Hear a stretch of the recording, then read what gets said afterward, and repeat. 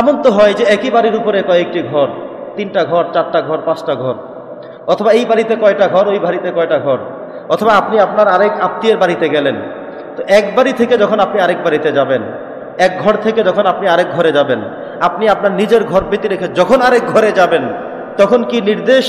এই সূরার 27 নম্বর আয়াতে আল্লাহ তাআলা সেটাই বলে দিয়েছেন। বলেছেন আল্লাহ তাআলা, ইয়া আইয়ুহাল্লাযীনা আমানু লা তাদখুলু বুয়ুতান গায়রা বুয়ুতিকুম, তোমরা তোমাদের ঘর ব্যতি রেখে অন্য কোনো ঘরে প্রবেশ করতে পারবে না। তোমরা তোমাদের ঘর ছাড়া অন্য ঘরে যদি প্রবেশ করতে হয় তাহলে নির্দেশ মানতে হবে। কি নির্দেশ?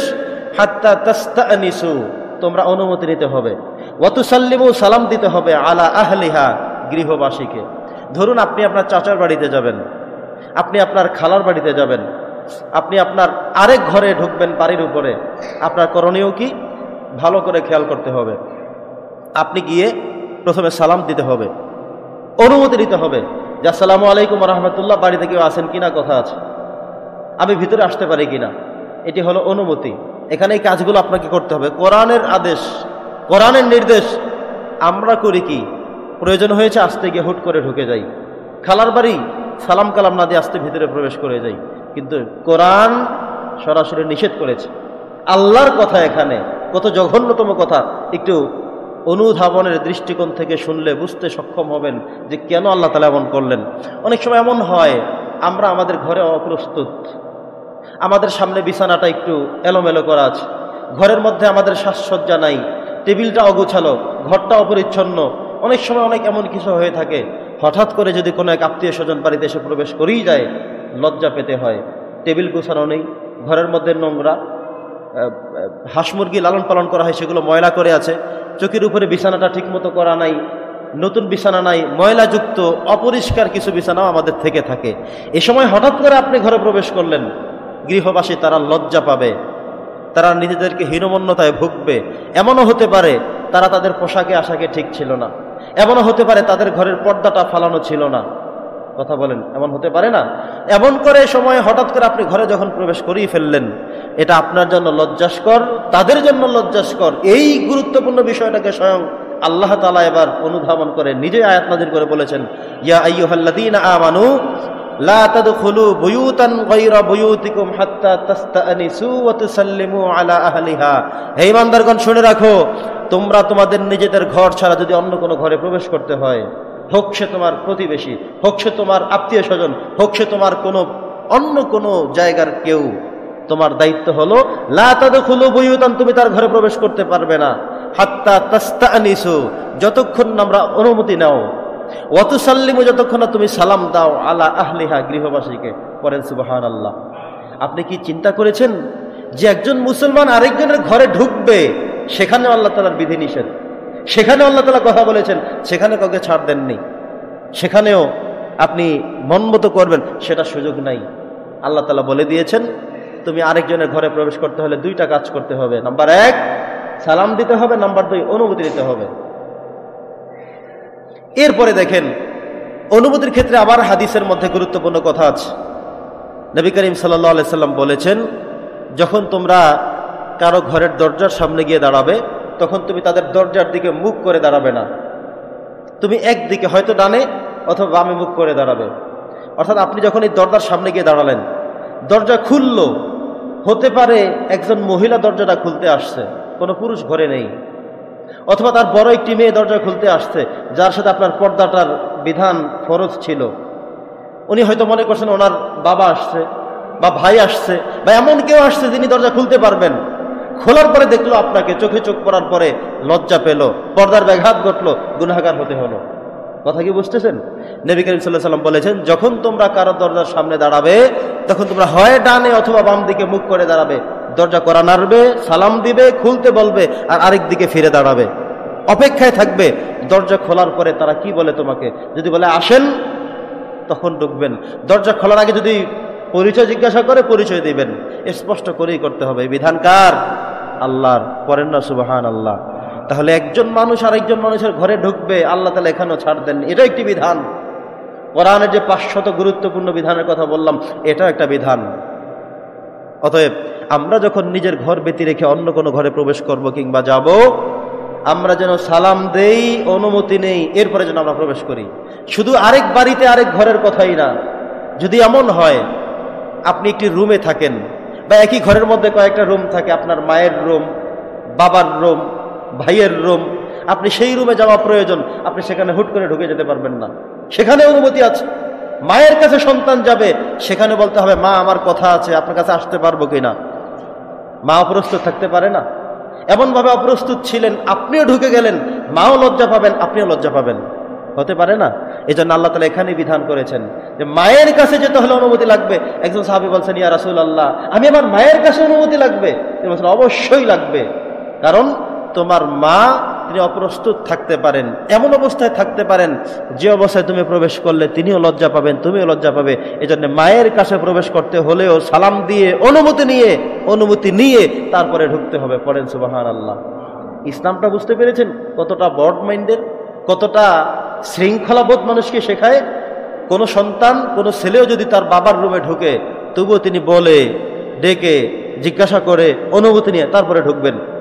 আপনি আপনার ভাইয়ের রুমে যাবেন, কিন্তু ভাই সহ তার ভাইয়ের বউ তো থাকতেই পারে। আপনি জিজ্ঞাসা করবেন, ভাই আপনার সাথে কথা আছে, আসবো কিনা, আসতে পারবো কিনা। উনি আপনার থেকে সময় নিতে পারেন, তারপরে যাবেন। কিন্তু আমরা এগুলো কোনো তোয়াক্কা করি না। খালার বাসায় ঢুকে যাই, চাচার বাসায় ঢুকে যাই, প্রতিবেশীর মানুষের ঘরে ঢুকে যাই, সালাম নাই, কালাম নাই, জিজ্ঞাসা নাই, ওয়ার্ডার নাই, অনুমতি নাই, আস্তে করে ঢুকে গেলাম। কোরআন বলছে যদি আপনি অনুমতি ছাড়া, সালাম ছাড়া কারো ঘরে প্রবেশ করে ফেলেন, তাহলে কোরআনের একটা বিধানকে আপনি লঙ্ঘন করলেন। আমরা কিন্তু এমন অভ্যাসের দাস, অহরহ এগুলো আমরা লঙ্ঘন করে যাচ্ছি। আজকে থেকে আমরা সিদ্ধান্ত নিব, আমার ঘর ছাড়া অন্য কারো ঘরে ঢুকতে হলে, যেতে হলে, বাবার রুমে হোক, মায়ের রুমে হোক, ভাইয়ের রুমে হোক, আমি অনুমতি নিয়ে সালাম দিয়ে তারপরে ঢুকবো। যদি না করি তাহলে কোরআন আয়াতকে আমি লঙ্ঘন করলাম, কোরআনের একটা বিধানকে আমি উপেক্ষা করলাম, কোরআনের একটা বিধানকে আমি হিসেব কিতাবের মধ্যেই আনলাম না।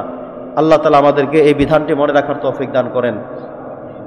আয়াতের শেষের দিকে এসে আল্লাহ তাআলা যে কথা বললেন, যালিকুম খায়রুল লাকুম লাআল্লাকুম তাযাক্কারুন, আশা করা যায় তোমরা যদি এই বিধানটি মানো, তোমাদের কল্যাণকর জন্য, এটা উপদেশ গ্রহণটা তোমরা করো, তোমার জন্য কল্যাণকর হবে। এটা একটি কল্যাণকর বিধান।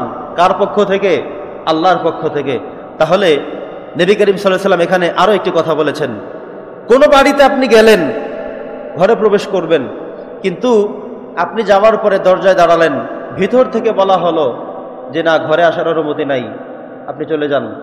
যার কাছে আসছেন তিনি নাই, এরপরেও আপনি জোরাজুরি করবেন, সুযোগ নাই। আল্লাহ বলছেন সেখান থেকে তুমি ফারজিউ, ফিরে আসো, সেখানে থাকা যাবে না। ফাইল্লাম তারজিউ ফিহা আহাদান ফালা তাদখুলুহা হাত্তা ইউযানা লাকুম ওয়া ইন কিলা লাকুম ইরজিউ ফারজিউ। আল্লাহ বলছেন কোন বাড়িতে যাওয়ার পরে আপনি চেয়ারম্যানকে খুঁজতে গেছেন, তিনি বাড়িতে নাই, ভিতর থেকে বলা হলো চেয়ারম্যান নাই, আপনি চলে যান। আপনি বললেন না, দরজাটা খোলেন, এরপরে আবার বসলেন ভিতরে ঢুকে, এটা আপনি অন্যায় করলেন। এটা কি হলো? অন্যায় হলো। আপনি একজন হুজুর বাড়িতে গেছেন, একজন যে কারো বাড়িতে গেছেন, আপনি যাকে খুঁজতে গেছেন তিনি বাড়িতে নাই, ভিতর থেকে মহিলারা বলে দিল যে তিনি বাড়িতে নাই, আপনি চলে যান, অমুক জায়গা তাকে পেতে পারেন। আপনি তারপরে বললেন না, দরজাটা খোলেন, তারপরে ঘরে ঢুকলেন, বসলেন, এই সবটা ছিল আপনার অন্যায়।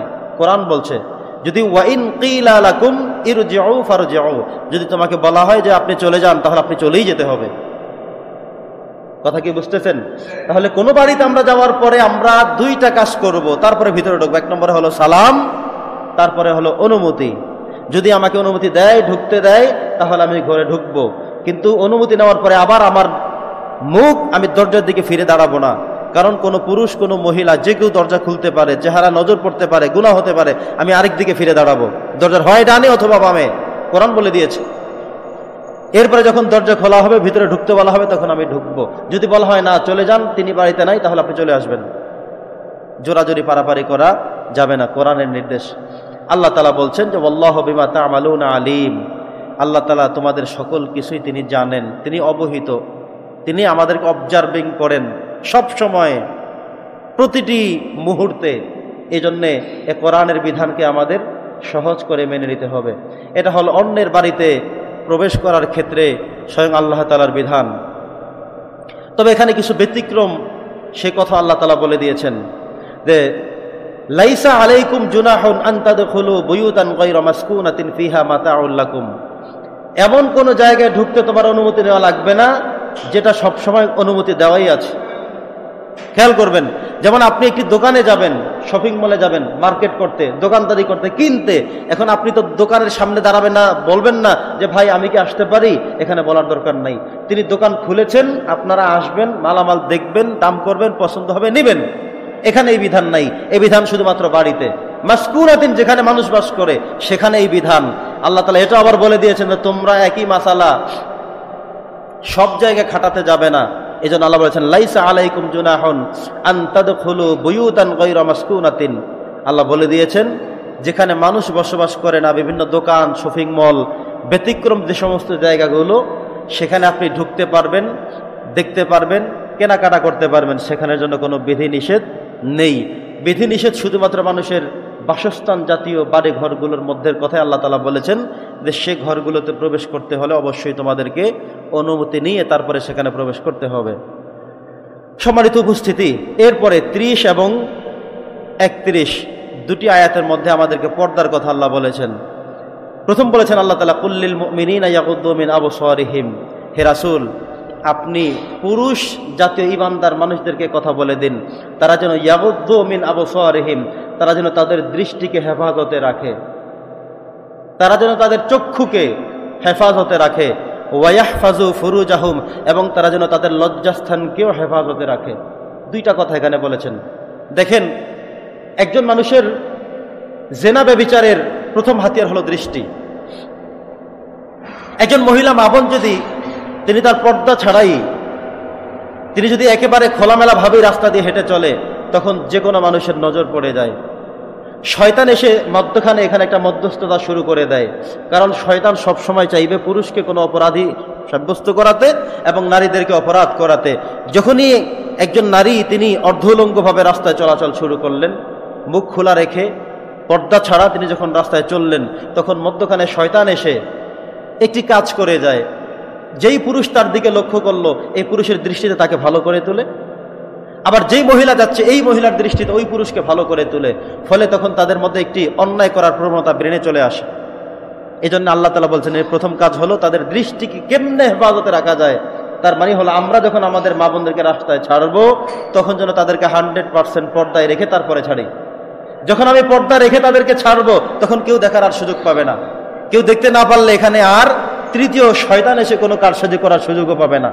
এজন্য আমরা যখন আমাদের স্ত্রীদেরকে, আমাদের মায়েদেরকে, আমাদের মেয়েদেরকে আমরা যখন ঘর থেকে ছাড়বো, তখন তাদেরকে অবশ্যই পর্দার সাথে সুন্দর এবং সুচারুরূপে করে তারপরে ছাড়বো, যাতে করে কোনো বখাটে পুরুষের কিংবা কোনো ভালো মানুষেরও নজর সেদিকে না এসে যায়।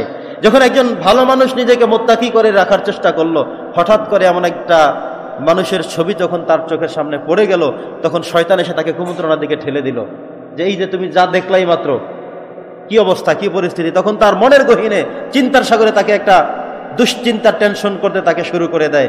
এটা শরীয়ত কখনো অ্যালাউ করে না। হযরতে আলী রাদিয়াল্লাহু তাআলা আনহুকে নবী করিম সাল্লাল্লাহু আলাইহি ওয়াসাল্লাম একবার একটু নির্দেশ দিতে গিয়ে বলেছেন, হে আলী শোনো, তুমি যে মহিলাদের দিকে যখন তুমি তাকাবে, দৃষ্টি পড়েই যাবে, তোমার প্রথম দৃষ্টি হবে ক্ষমা। প্রথম দৃষ্টি যেটা পড়বে এটা ক্ষমা করে দেয়া হবে, কিন্তু দ্বিতীয়বার তোমার যে দৃষ্টিটা আবারও তুমি ফিরে তাকাবে, সেটা তোমার জন্য হবে শয়তানের চাওয়া, এবং সেটাই হবে তোমার আমলনামায় গুনাহ লেখা শুরু হয়ে যাবে। কথা কি বুঝতে পেরেছেন? ধরুন আপনি দোকানে বসে আছেন, আপনি রাস্তা হেঁটে যাচ্ছেন, আপনি সাইকেল চালাচ্ছেন, হোন্ডায় যাচ্ছেন, হঠাৎ করে নজর পড়ল, ব্যাস আপনি সাথে সাথে নজর ফিরিয়ে আনবেন, কারণ চোখ তো তাকাবেই, চোখ তো দেখা যাবেই, এটাই স্বাভাবিক। যখন দেখলেন মহিলা, সাথে সাথে দৃষ্টি ফিরিয়ে নেবেন, ব্যাস আপনি আপনার মতো করে চলবেন। এতে নবীজি বলছেন এতে কোনো গুনাহ হবে না। প্রথম দৃষ্টি, প্রথম নজর, এটা আল্লাহ তাআলা ক্ষমা করে দেবেন, কারণ প্রথম দৃষ্টি সেটা স্বাভাবিক দৃষ্টি। কিন্তু যখনই আপনি দ্বিতীয়বার আবারও সেই দিকে লক্ষ্য করলেন, নবী করিম সাল্লাল্লাহু আলাইহি ওয়াসাল্লাম এটাই হলো শয়তানের দৃষ্টি, এটা ক্ষমার অযোগ্য। আপনি একবার চলতি পথে দেখে ফেললেন, আবার চোখ ঘুরিয়ে তাকালেন, এটা কে যেন, আরে মেয়েটাকে, এই মহিলাটাকে, আবার তাকালেন। যখন দ্বিতীয়বার তাকালেন, তখন শয়তান এসে আপনার এখানে কারসাজি সাজিয়ে দিচ্ছে, শয়তান এসে আপনাকে গুনাহের সাগরে নিয়ে যাচ্ছে। এজন্যে দ্বিতীয়বারের নজর থেকে সাবধানে থাকতে বলা হয়েছে, বারবার বলা হয়েছে। আল্লাহ সুবহানাহু ওয়া তাআলা সূরা আন-নূরের এই 29 নম্বর আয়াতের মধ্যে যে তথ্য আমাদেরকে দিয়েছেন যে কুল্লিল মুমিনিনা ইয়াগুদ্দু মিন আবসারিহিম, আল্লাহ বলছেন হে রাসূল আপনি আপনার ঈমানদার মানুষগুলোকে একটু বলে দেন, পুরুষদেরকে একটু বলে দেন তারা যেন তাদের চক্ষুকে, তাদের দৃষ্টিকে হেফাজতে যেন রাখে। হেফাজত রাখার সিস্টেমটা বললাম হাদিস থেকে। নবীজি বলছেন যে তোমরা চলতি পথের মধ্যে হঠাৎ করে কোনো জায়গায় দৃষ্টি পড়ে গেলে সাথে সাথে ফিরিয়ে আনবে, এটাকে আল্লাহ তাআলা ক্ষমা করে দেবেন, এক দৃষ্টি ক্ষমা করে দিবেন। কিন্তু আপনি যখন দ্বিতীয়বার আবার নজর দিতে গেলেন তখন আপনার এই সাথে সাথে গুনাহ লেখা শুরু হয়ে গেল। নবী করিম সাল্লাল্লাহু আলাইহি ওয়াসাল্লাম হযরত আলী রাদিয়াল্লাহুকে ডেকে বলছেন যে হে আলী, প্রথম নজর হলো ক্ষমার, কিন্তু দ্বিতীয় দৃষ্টি হলো শয়তানের, অতএব দ্বিতীয় দৃষ্টির পর আর ক্ষমা করা হবে না। কথা কি বুঝতেছেন? এবং একই সাথে এটাও মুফাসসিররা লিখেছেন যে এক কৌশল হলো, প্রথম কাজ হলো তার দৃষ্টি, তার নজর। যখন সে তার নজরকে আবারও তাকায় তখন তার উপলব্ধির সাগরে এসে শয়তান বসে যায়, তখন শয়তান তাকে অনেক ভালো করে ফুটিয়ে তোলে, অনেক গুণ তার চোখের সামনে ধরে ফেলে, কিন্তু আসলে সে এমন সুন্দর না। আবার ওই যে মহিলা পুরুষের দিকে তাকানোর পরে তারও দুশ্চিন্তা চলে আসলো, এখান থেকেই তাদের মানে পরকীয়া বলেন, অন্যায় কাজ বলেন, জেনা ব্যভিচার বলেন, চোখের জেনা, হাতের জেনা, পায়ের জেনা, চিন্তার জেনা, এই সবগুলো তখন শুরু হয়ে যায়। আমরা অনেক সময় মনে করি, একটু ভালো করে মনে করি এমন যে আমি শুধু তো তাকাইছি, তাতে কি হয়েছে? আপনার চোখের জেনা হয়েছে। আপনি যখন আপনার এই পবিত্র হাত দ্বারা কোনো নারীর গায়ে স্পর্শ করলেন, আপনার হাতের জেনা হয়ে গেছে। আপনি যখন এই চিন্তার সাগরে ডুবিয়ে গেলেন, নিজেকে ডুবাইয়া নিলেন, আরে বাবা এই মহিলা অনেক সুন্দর, অথবা ওই বাড়ির মেয়েটার এই পরিস্থিতি, এই যে চিন্তা করছেন, যতক্ষণ চিন্তা করেন আপনার চিন্তার যে ব্রেন, বিবেক, আকল, এটার জেনা হয়ে গেছে। আপনি যখন আপনার পা দুটাকে হেঁটে হেঁটে হেঁটে হেঁটে আরেকটু দেখার জন্য সামনে গেলেন, আপনার এই পায়েরও জেনা হয়ে গেছে। জেনার সর্বোপরি এবং পরিপূর্ণতা হয় লজ্জাস্থান দিয়ে, কিন্তু তার আগের প্রত্যেকটা অঙ্গ কিন্তু জেনা আছে। আপনি বলেন যে হুজুর আমি তো শুধু দেখছি, আমি তো শুধু ধরছি, আমি তো একটু হেঁটে গেছি, এই প্রত্যেকটা অঙ্গ প্রত্যঙ্গের কিন্তু অপরাধী হয়ে গেল। আপনি মনে করছেন শুধুমাত্র লজ্জাস্থানের জেনাটাই প্রকৃত জেনা, সেটা হলো চূড়ান্ত পর্যায়ে, কিন্তু তার আগের এই বিষয়গুলো সব থাকে। আমরা অনেক ব্যবসায়ীরা এমন আছি, গার্মেন্টস ব্যবসায়ী, জুতার দোকানের ব্যবসায়ী, আর অন্যান্য কেউ, প্রতিনিয়ত মা বোনরা আসছে, আমার চোখের জেনা অহরহ চলছে, আমার কথার জেনা চলছে। যে কথাটা ডাইরেক্ট ছিল, বেচা কিনা, ক্রেতা বিক্রেতা, আমি আবার একটু ঘুরে মিষ্টি করে আমি বললাম, আমার ভাষার মধ্যে, কথার মধ্যে জেনা হয়ে গেল, দৃষ্টির মধ্যে জেনা হয়ে গেল। এই জন্য সাবধান থাকতে হবে প্রতিটি সেক্টরে। এটা মনে করবেন না যে শুধু দেখছি, আমি একটু বসে কথা বলছি 5 মিনিট, তাহলে বোঝা গেল আপনার কথার জেনা হয়েছে, দেখার জেনা হয়েছে। এইগুলো থেকে আপনি এড়াতে পারবেন না। আপনি মনে করলেন জীবনে কখন আপনি জেনা করেন নাই, বলতে আপনি ওই লজ্জাস্থানের জেনাকে বুঝিয়েছেন, কিন্তু আপনার এই যে কথার দ্বারা, চোখের দ্বারা অসংখ্য দিন, অগণিত দিন, অজস্র দিন আপনার এগুলো হয়ে গেছে।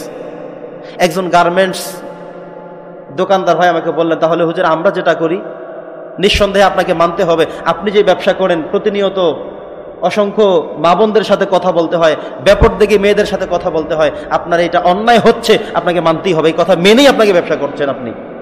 আপনি যদি মনে করেন এটা অন্যায় করেই ব্যবসা করবেন, তাহলে করে যান। এখানে প্রতিনিয়ত আপনার অন্যায় হচ্ছেই, চোখের জেনা হচ্ছে, ভাষার জেনা হচ্ছে, এগুলো থেকে আপনি কখনোই মুক্ত নয়। এবং এই মাসালা কোনো হুজুর, কোনো ফতুয়াবাজ দিতে পারবে না যে আপনার কিচ্ছু হয় না, এ কথা বলার কোনো সুযোগ নাই।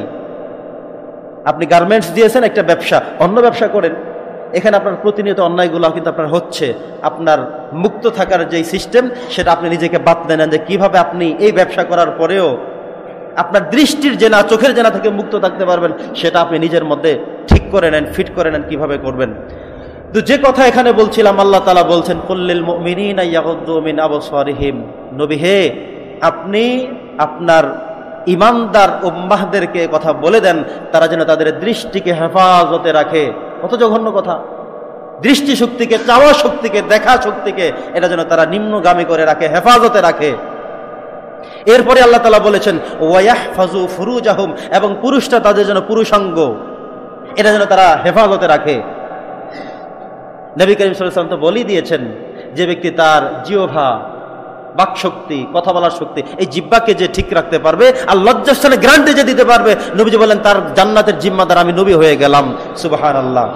মান ইয়াদমান লি মা বাইনা রিজলাইহি ওয়া মা বাইনা লিহইয়াইহি আদমান লাহুল জান্নাহ, আমি ওই ব্যক্তির জান্নাতের জিম্মাদার আমি নিজে নিয়ে নেব।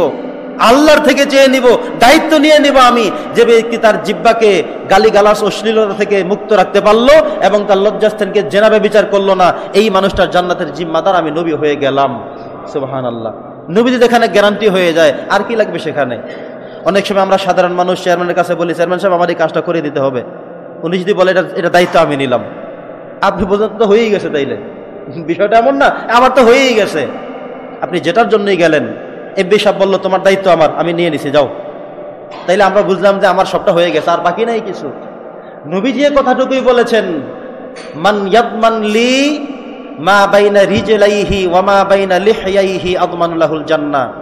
যে ব্যক্তি তার জিহ্বা এবং লজ্জাস্থানে দুটাকে মুক্ত রেখে, হেফাজতে রেখে জামিনদার হয়ে যেতে পারবে, আমি নবীজি তার জান্নাতের জিম্মাদার এবং জামিনদার হয়ে যাব। সুবহানাল্লাহ।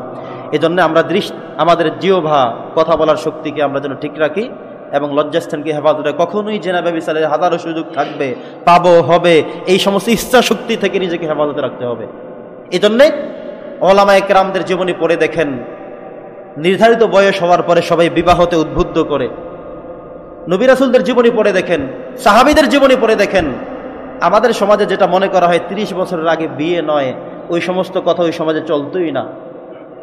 আপনি এ কথা বলেই যখন তাকে দিলেন, এমন একটি শক্তি তার মধ্যে আসছে, অদৃশ্য শক্তি, যখন সে অপরাধ করতে উদ্বুদ্ধ হচ্ছে, এগিয়ে যাচ্ছে, আপনি বললেন তোমাকে এখনো 5 বছর পরে বিয়ে করতে হবে। এই 5 বছর এই অদৃশ্য শক্তির কাছে তিনি হেরে যাচ্ছেন, বারবার জেনা ব্যভিচার করেই ফেলবেন। তখন যিনি করলেন তিনি অপরাধী, যেই বাবা মা তাকে আটকে রাখলেন তিনিও সেই গুনাহের জিম্মাদার হয়ে যেতে হবে, তিনিও সেটার জন্য আসামি হতেই হবে। এজন্যে যত আগে বাগে যেভাবে হোক চরিত্র হেফাজতের রক্ষার্থে বিয়ের ব্যবস্থাকে সহজ করা, এটাই হলো কোরআন সুন্নাহর দাবি। আমরা কিন্তু সেই দাবির মধ্যে নাই। সম্মানিত উপস্থিতি, আল্লাহ তাআলা এরপরে বলেছেন ওয়াহফাজু ফুরুজাহুম, পুরুষরা যেন তাদের লজ্জাস্থানকে হেফাজতে রাখে, মুক্ত রাখে, তাহলে আমি জান্নাতের জিম্মাদার হয়ে যাব। যালিকা আজকা লাহুম, এটা তাদের জন্য অনেক পবিত্রতম বিষয়। ইন্নাল্লাহা খবীরুম বিমা ইয়াসনাউন। সুবহানাল্লাহ। আল্লাহ তাআলা পুরুষদের উদ্দেশ্য করে এই দুইটা গুরুত্বপূর্ণ মেসেজ নবীজির মাধ্যমে দিলেন। এরপরে বলতে পারেন হুজুর নারীদের কথা কি আসে না? তারপরের আয়াতে আবার নারীদের কথা আল্লাহ তাআলা বলে দিয়েছেন, ওয়াকুল লিল মুমিনাতি ইয়াগযুদনা মিন আবসারিহিন্না। হে রাসূল, আপনি এবার মহিলাদেরকে, মা বোনদেরকে বলে দেন তারাও যেন তাদের দৃষ্টি শক্তিকে অবনত রাখে। আমাদের গ্রামের মা বোনরা মনে করেন যে পর্দা শুধুমাত্র আমরা বোরকা গায়ে দিয়ে থাকবো, পুরুষরা আমাদের দিকে দেখবে না, এটাই মনে করে পর্দা। কিন্তু একজন মহিলারও পর্দার বিষয় আছে। তিনি তো বোরকা গায়ে দিলেন, সব ঢাকলেন, কিন্তু চক্ষুগুলো খোলা আছে। তিনি বিভিন্ন পুরুষের দিকে তাকালেন, বিভিন্ন চিন্তা করলেন, বিভিন্ন ফিকির করলেন, এটাও তার জেনা হচ্ছে। কথা বোঝেন নাই? অনেক মহিলারা পুরুষদেরকে এই পর্দার ফাঁক আড়াল করে তার পুরুষের দিকে তাকান, আবার মিশান যে আমার স্বামী এমন, উনি এমন, ওই লোকটা আরো সুন্দর, ওনার দাড়িগুলো সুন্দর, ওনার চেহারা সুন্দর, ওনার চোখগুলো সুন্দর, এই যে চিন্তা উনি করছেন, তার মানে এগুলো তার জেনা, এগুলো তার দৃষ্টির জেনা। এই জন্য মা বোন যারা আছেন থাকবেন, তাদেরকেও বলতে হবে তাদের পর্দাটাও কিন্তু সিক্রেট বিষয়।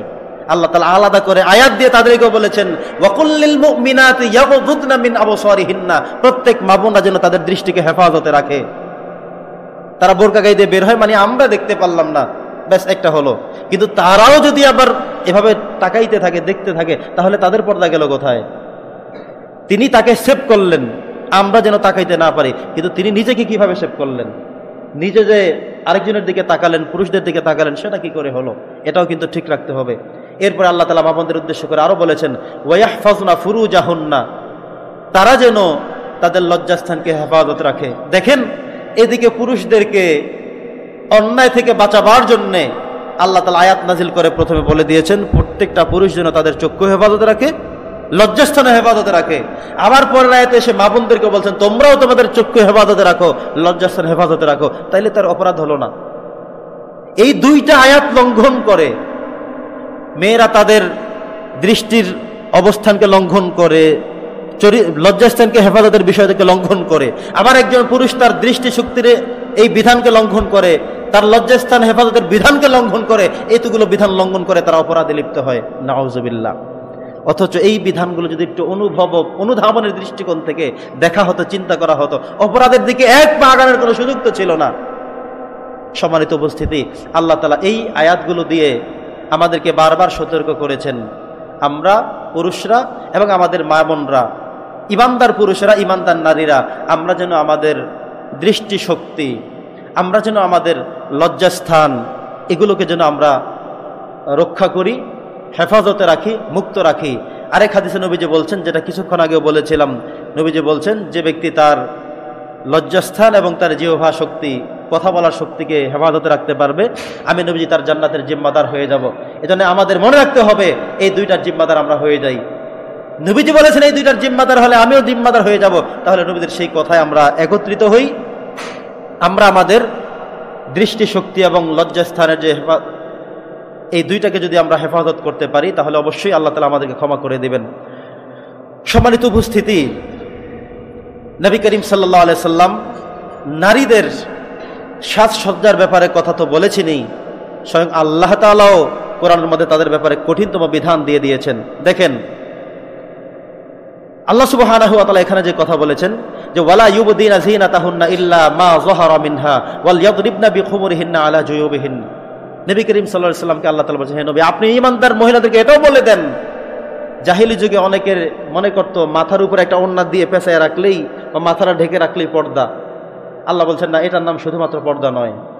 মাথা যেমন ঢেকে রাখবে, তাদের ঘাট ঢেকে রাখবে, তাদের বক্ষ ঢেকে রাখবে, এই সবটা ঢেকে রাখার নামই পর্দা। পড়েন সুবহানাল্লাহ। কারণ এই সবটাই হলো তার মূল্যবান সম্পদ, এখানে আল্লাহ তাআলা দিয়ে রেখেছেন। এজন্যে আল্লাহ তাআলা নিজেই বলেছেন যে ওয়ালা ইউবদিনা যিনাতাহুন্না ইল্লা মা যাহারা মিনহা, যে সবসময় প্রকাশমান এমন দু একটি বস্তুকে কার কার সামনে রাখতে পারবে ওপেন, সেটাও এই আয়াতের শেষের দিকে বলেছেন। এবং বলেছেন ওয়াল ইয়াদরিবনা বিখুমুরিহিন্না আলা জুয়ুবিহিন্না, তারা যেন তাদের ওড়না দিয়ে তাদের বক্ষগুলোকে ঢেকে রাখে। তারা তাদের মাথা, ঘাড়, অরূপ এবং তারা যেন তাদের বক্ষ, সবগুলোকে তারা যেন ওড়না দিয়ে ঢেকে রাখে। এটা সবটাই তাদের পর্দা। শুধুমাত্র ওড়না একটা নিয়ে এই গলার মধ্যে পেঁচে পিছের দিকে ছেড়ে দিবে, এটার নাম পর্দা না, এটার নাম পর্দার বিধান না। দেখবেন আমাদের সমাজে এমন কিছু মেয়েদেরকে দেখা যায় ওড়না থাকেই না, যদিও থাকে গলার এখান থেকে পিছনের দিকে ছেড়ে দেয়, মাথাও খোলা এবং অন্যান্য সকল কিছু খোলা। এগুলো কিন্তু শরীয়ত এটা বলে নাই। তো এমন একজন মহিলাদের দিকে তাকালে একজন শান্তশিষ্ট পুরুষ, ইমানদার পুরুষও নিজের এই যে চিন্তার সাগরটাকে অন্যায়ের মধ্যে নিমজ্জিত করে ফেলতে হয়। এই জন্য সবসময় আল্লাহর কাছে দোয়া চাইতে হবে যে আল্লাহ, তুমি আমাদেরকে নারীদের ছলনা এবং তাদের এই সমস্ত অবস্থান থেকে তুমি আমাদেরকে হেফাজত করো, আল্লাহর কাছে বলতে হবে। এবার আসুন, আল্লাহ সুবহানাহু ওয়া তাআলা এরপরে বলেছেন যে কার কার সামনে আমরা কোন কোন কাজগুলো করতে পারবো। ওয়ালা ইউবদিনা যিনাতাহুন্না ইল্লা লিবুউলাতিহিন্না আও আবাইহিন্না আও আবাই বুউলাতিহিন্না আও আবনাইহিন্না আও আবনাই বুউলাতিহিন্না। এখানে আমি সংক্ষিপ্তভাবে আপনাদেরকে বলি, কোরআনের এই আয়াতের বিধান হলো এটা, একজন মা, একজন মহিলা, তিনি তার পর্দার বিধানকে কি করে রাখবেন। একজন মহিলার জন্য শুধুমাত্র তার স্বামীর কাছে পর্দার কোনো বিধান নেই, রুলস নেই। স্বামী স্ত্রী একই রুমে থাকবেন, একই সাথে থাকবেন, তাদের পর্দার কোনো বাধ্যবাধকতা, কি দেখতে পারবে পারবে না এমন কোনো রুলস নাই। অর্থাৎ একজন আরেকজনের কাছে সম্পূর্ণভাবে উন্মুক্ত, এটা আল্লাহ তাআলা সিক্রেট করে দিয়েছেন। কিন্তু এছাড়াও একজন মহিলা তিনি তার বাবার কাছেও কোন কোন অঙ্গ দেখাতে পারবেন পারবে না সেটা আল্লাহ বলে দিয়েছেন। ধরুন আমাদের মা আমাদের সামনে আসতে পারবেন, তিনি হাত ফাঁকা থাকবে, মুখ ফাঁকা থাকবে, এভাবে থাকবে, আমাদের মা আমাদের সামনে আসবেন। এই তো একজন মহিলার জন্য কোন কোন বিধান আছে। একজন মহিলা তার শ্বশুরের সামনে স্বাভাবিকভাবে যেতে পারবেন, একজন মহিলা তার বাবার সামনে যেতে পারবেন, ভাইয়ের সামনে যেতে পারবেন, ভাইয়ের ছেলেদের সামনে পারবেন, বোনের ছেলেদের সামনে পারবেন, স্বামীর অন্য ঘরের ছেলে থাকলে তাদের সামনে স্বাভাবিকভাবে যেতে পারবেন, স্বাভাবিকভাবে। তাদের সাথে গুরুতর কোনো পর্দার বিধান আল্লাহ তাআলা করেননি, এখানে বলে দিয়েছেন। এরপরে এমন ছোট পুরুষ ছেলেদের সামনে একজন মা যেতে পারবেন যার বয়স 5 বছর, 7 বছর, 8 বছর, কিচ্ছু বোঝে না ছেলে মানুষ, সে শুধু সাদা কালো বুঝতে পারে, কিন্তু এরপরে আর কোনো কিছু এই বুঝ এখনো তার মধ্যে হয় নাই, তার সামনেও যেতে পারবে। কিন্তু যেই ছেলের বয়স এখন হয়ে গেছে 17, 18, 20, 22, একজন মহিলা হিসেবে তিনি মনে করলেন যে আরে ওরে তো ছোটবেলা থেকে আমি কোলে নিছি, ওরে তো ছোট থেকেই আমি চিনি, তারপরেও সে আপনার কোনো মহরেম কিনা, না হলে তার সাথে আপনার পর্দার বিধান হয়ে গেল। এই ক্ষেত্রে আরেকটি গুরুত্বপূর্ণ বিষয় আসে এমন, অনেক সময় এক দম্পতির কোনো সন্তান হয় না, ওনারা চিন্তা করেন আমরা একটা সন্তান লালন পালন করব।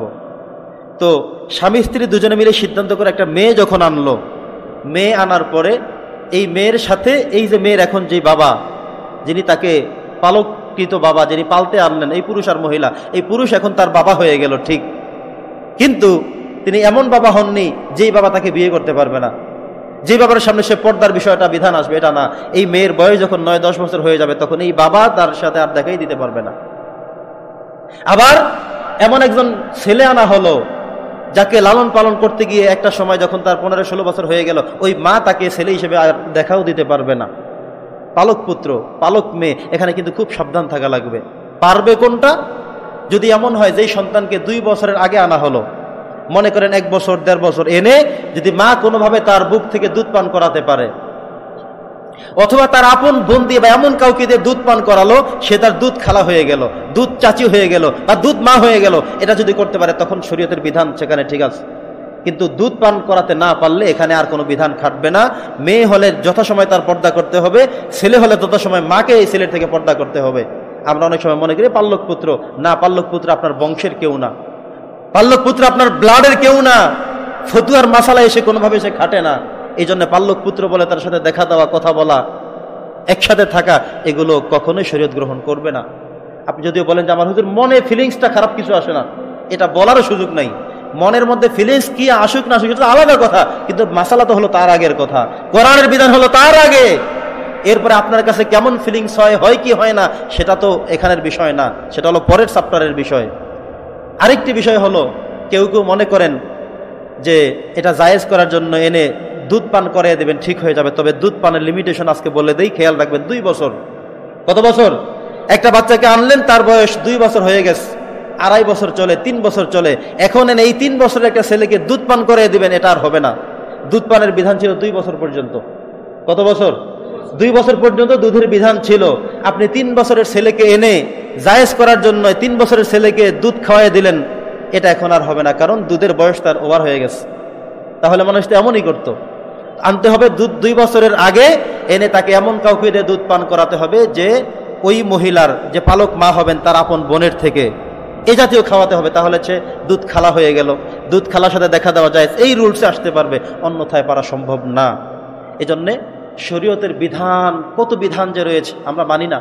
এই যে শুরু থেকে অন্যের ঘরে প্রবেশের যে বিধানগুলো আমরা বলে আসছি, অহরহ দেখি একজন দেবর তার ভাবির কাছে আস্তে করে ঢুকে, ভাবি ভাবি কোথায় আছেন, ঢুকে গেল, তো গেল, পুরো ঘরের মাঝখানে চলে গেল। অথচ হাদিসের মধ্যে নবীজি বলেছেন আল হাম্মু ওয়াল মাউতু, দেবর হলো আজরাইলের সমান। নাউজুবিল্লাহ, কি বলছেন? আল হাম্মু ওয়াল মাউতু, দেবর হলো মৃত্যুর সমান, মানে আজরাইলের সমান। এত জঘন্য করে বলা হয়েছে। কোন ভাই বিদেশ থাকেন, ছোট ভাইয়ের কাছে টাকা পাঠান, তোর ভাবিকে এটা নিয়ে দিবি, এটা কিনে দিবি, ভাবিকে নিয়ে মার্কেট করবি, কিভাবে আপনি রুলস করে দিলেন? হাদিস বলল কি, আপনি বললেন কি? এই জন্যই আমাদের সমাজে হাজারো দুর্ঘটনা একের পর এক ঘটে যাচ্ছে। পর্দার বিধানগুলো, শরীয়তের রুলসগুলো মানেন, দেখবেন যে অটোমেটিকলি সব কমে যাবে।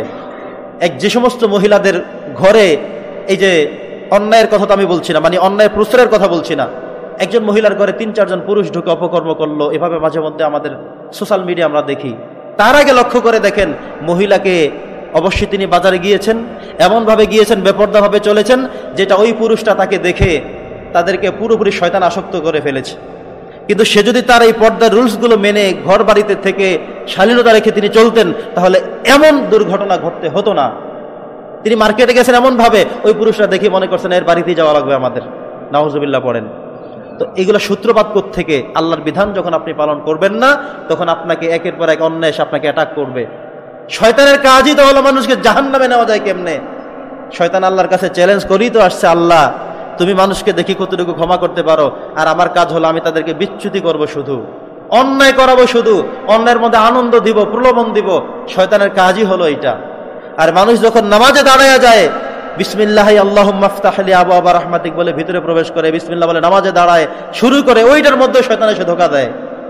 শয়তান কোথাও কাউকে ছাড় দেয় না, কোথাও ছাড় দেয় না। শয়তান সব জায়গায় আমাদেরকে ধোঁকার মধ্যে বারবার ফেলে।